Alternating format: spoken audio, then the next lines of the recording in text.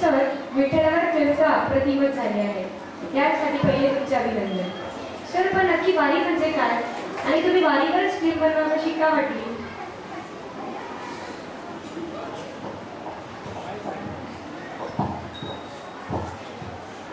सगळ्यात पहिले तर तुमच्या सगळ्यांचं अभिनंदन आणि त्यासोबत जॅक्सन सर तुमचं म्हणणं खूप छान होतं तुमचं सगळं.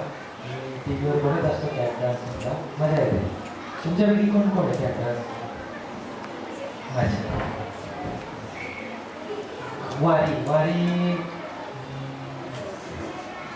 आळंदीपासून तर पंढरपूरपर्यंत म्हणजे अप्रॉक्स 300 किलोमीटर ही जर्नी असते. आणि सगळे लोक मॅक्सिमम शेतकरी असतात त्याच्यात, की जे पहिला पाऊस झाला की त्याच्यानंतर मराठी असते ना त्याची धान्याची पेरणी करून शेतामध्ये आणि ते वारीला निघून जातात म्हणजे देवाचं दर्शन आहे.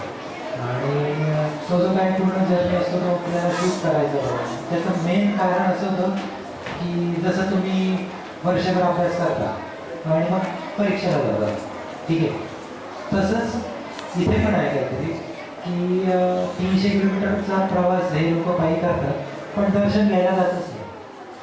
म्हणजे तुम्हाला जर मी असं सांगितलं की वर्षभर अभ्यास करायचा आहे पण जेव्हा एक्झामचा टाईम येईल त्यावेळेस मी तुम्हाला सांगेन की एक्झामला नाही जायचं, तुम्हाला काय वाटेल तर अरे एवढा अभ्यास करून का उपयोग झाला, एक्झामच नाही देऊ शकतो.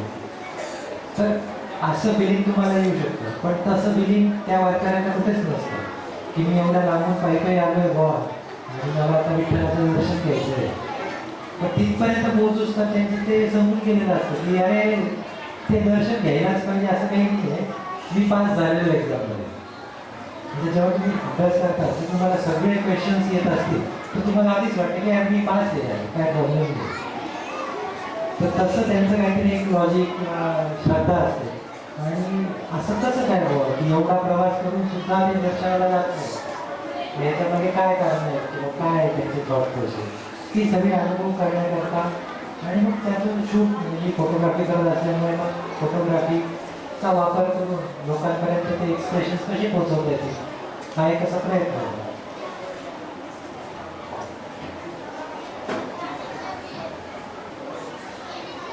सर, तुम्ही एवढे उत्तम फोटोग्राफर आहात, तर तुमच्या फोटोग्राफीच्या करिअरची सुरुवात केव्हा व कुठं झाली आणि तुम्हाला लहानपणीच फोटोग्राफी आवडायची का?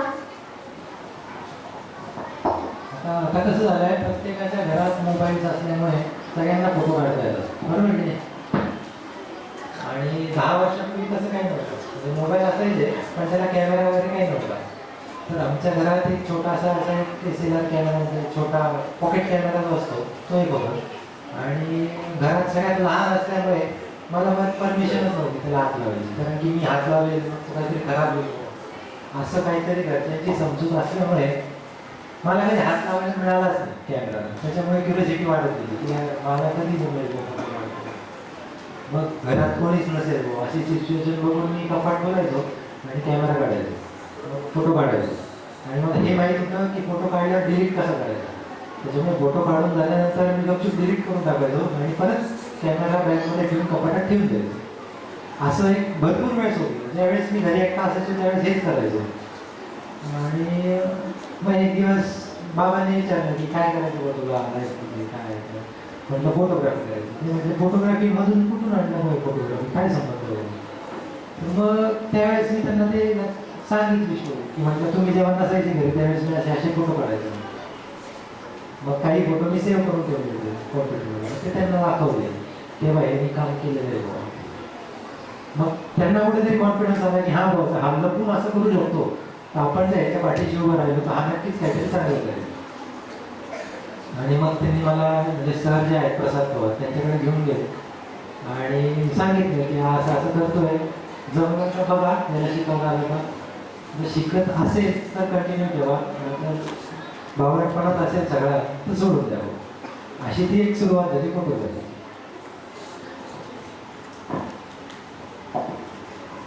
So, what is documentary film?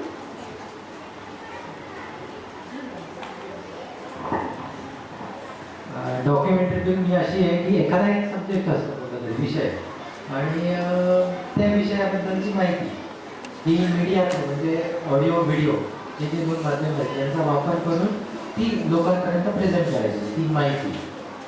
ही एक फिल्म नसते, डॉक्युमेंटरी म्हणजे हा एक वेगळा विषय आहे की ज्यात अट्रॅक्टिव्ह पार्ट कमी असतात आणि ॲक्टिंग नसते. आणि सगळ्यात मेन म्हणजे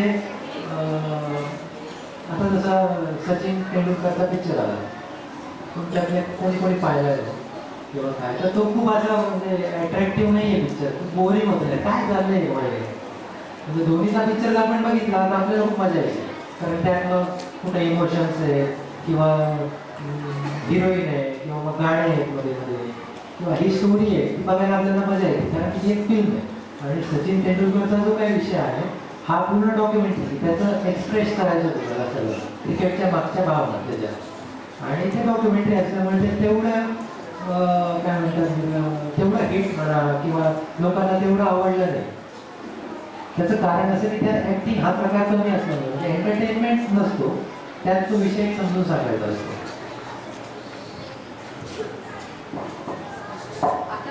आता प्राजक्त सरांची थोडे प्रश्न. सर, तुम्ही या फिल्मचे लेखक आहात, तुमचा अनुभव काय? जो अनुभव आहे तोच त्याच्यात लिहिलेला आहे. वारी हा जो विषय आहे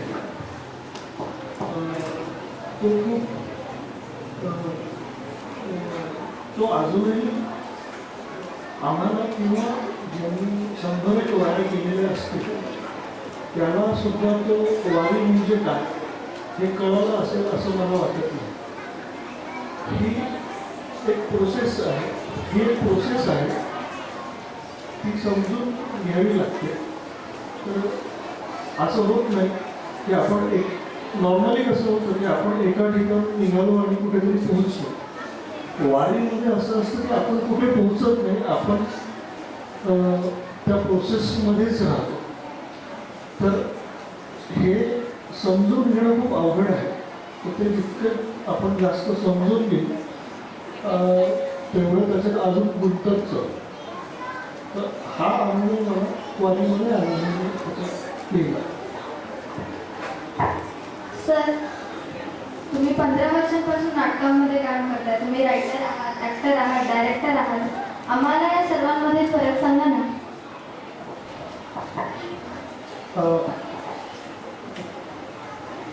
रायटर म्हणजे जी एखादी गोष्ट तुम्हाला सुचली, जी तुम्ही कागदावर लिहिली, तो रायटर. लिहिलेली गोष्ट ज्याला सगळीकडे सगळी डोक्यामध्ये आधी दिसते की हा हे लिहिलेलं असं असं घडेल, हा इथून एंट्री घेईल, हा इथून एंट्री घेईल, हे ज्याला दिसतं आधीच तो डायरेक्टर. आणि डोक्यामध्ये जेव्हा त्या डिरेक्टरला दिसलं की कोण हे जे वाक्य आहे हे कोण बोलेल, कसं बोलेल, हे ज्या व्यक्तीला तो बोलायला सांगतो तो ॲक्टर. थोडक्यात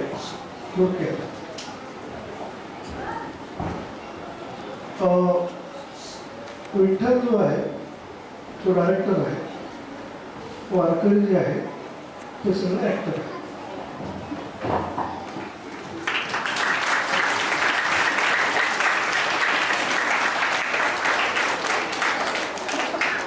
अभिषेक सर, जेव्हा तुम्हाला 800 फिल्मपैकी फर्स्ट प्राईज मिळाले, ते पण 1 लाखाचे, तेव्हा तुमचे रिॲक्शन काय होते? आणि फिल्म बनवताना तुम्हाला काय काय अडचणी आल्या? म्हणजे माझ्या लाईफमधली सगळ्यात पहिली फिल्म जी होती ही स्पेलियरचीच होती. कालिदासमध्ये 4-5 वर्षापूर्वी एक गॅदरिंग होतं आपल्या शाळेचं, आणि त्यावेळेस मी सचिन सरांना सांगितलं होतं की मी यावेळेस फोटो नाही काढणार, मी व्हिडिओ करत होतो. आणि त्यावेळेस त्यांनी तुम्हाला छान चान्स दिला की कर, तुला जे करायचं ते बिंदास कर, काय प्रॉब्लेम नाही. आणि मग मी पूर्ण बॅकस्टेज जे आहे ते शूट केलं होतं. तुमचे जे शिक्षक आहेत ते तुम्हाला कसं ट्रेन करता हवं किंवा ते किती मेहनत घेतात तुम्हाला इंट्रोडक्ट करण्याकरता, किंवा तुमची स्टेज रिडिंग वाढवण्याकरता ते काय काय काम करतात, किंवा तुम्ही जेव्हा लहान होते त्यावेळेस तुम्ही इथे स्टेजवर येताना किती घाबरायचे, तर ते जे एक्सप्रेशन्स होते ते सगळे शूट केले त्यांनी.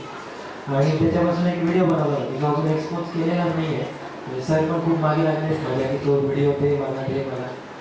म्हणजे सुरुवात तिथून झाली म्हणजे तिथूनच इन्स्पायर आणि तू आता जसं म्हटली की पहिलं बक्षीस मिळालं बुवा काय फिलिंग आली. तर समजा तू आत्तापर्यंत फक्त पास होता की एकाला हां म्हणजे तुला कुठे 60च्या वर मार्कच नाही आहे कोणत्याच पेपरमध्ये. आणि अचानक असं एखादी एक्झाम येते की ज्याच्यात तुझा शाळेत पहिला नंबर येतो. तर त्यावेळेस तुला असं वाटतं की यार हे मी नाही केलेलं आहे यार काहीतरी चुकीचं आहे. माझ्या पेपरवर नाव दुसऱ्याचं गेलं आहे किंवा दुसऱ्याच्या पेपरवरचं नाव माझं लागलं आहे असं काहीतरी तुला फिलिंग येतं की यार हे माझं नाव आहे ठीक आहे बोर्डवर पहिल्या नंबरचा पण हे 99% मी नाही काढू शकतो. हे जे काय फिलिंग असतं ना तसंच माझं काहीतरी त्या दिवशी पुण्यात तसंच होतं काहीतरी. कारण की माझ्यासोबत जे कॉम्पिटिटर्स होते 20 जण हे खूप मोठे आणि खूप एक्सपिरियन्स सगळे डिरेक्टर होते. त्यात जर तू पाहशील ना तर सिंग इज ब्लिंग नावाचा एक पिक्चर होता अक्षय कुमारचा पाहिला तू. तर त्यात जे मेन डिरेक्शनचं काम केलेलं आहे तर त्यांची फिल्मसुद्धा माझ्याबरोबर कॉम्पिटिटर्स होते. आणि ज्यावेळेस मी ते पाहिलं की रणजित वर्माची फिल्म आपल्या 20मध्ये आपलं काय ठरलं कारण की तो खूप मास्टर आहे या सगळ्या क्षेत्रामध्ये. तर आणि जेव्हा रिझल्ट लागले मला पहिलं बक्षीस की अरे बाप असं काहीतरी होतं फिलिंग की आता काय करायचं कारण की त्याचं मी कधी प्लॅनिंगच नव्हतं केलं की मी माझा पहिला नंबर आला ना की मी अशी उडी मारणार आहे किंवा मग मी असं करणार आहे किंवा मी तसं करणार आहे. जसं बॉलिंग करताना विकेट घेतल्यावर काय करायचं हे माहिती असतं की मी असे एक्सप्रेशन करणार आहे विकेट काढल्यावर. पण तसं इथे तसं काही प्लॅनिंगच नव्हतं किंवा काय म्हणजे प्रोजेक्ट पण सोबत होता त्यावेळेस. आमच्या दोघांचे एक्सप्रेशन असे होते की अरे आपल्याला नाही मिळणार बक्षीस आणि ते आता कसं काय मी नाव घेतलंय भाऊ काय आता चला जाऊ स्टेजवर जाऊ आणि ते आता रिसीव्ह करू. असं एकंदरीत ज्यावेळेस तुमची काही अपेक्षाच नसते त्यावेळेस जर तुम्हाला काही मिळतं तर त्यावेळेसचा आनंद खूप वेगळा असतो.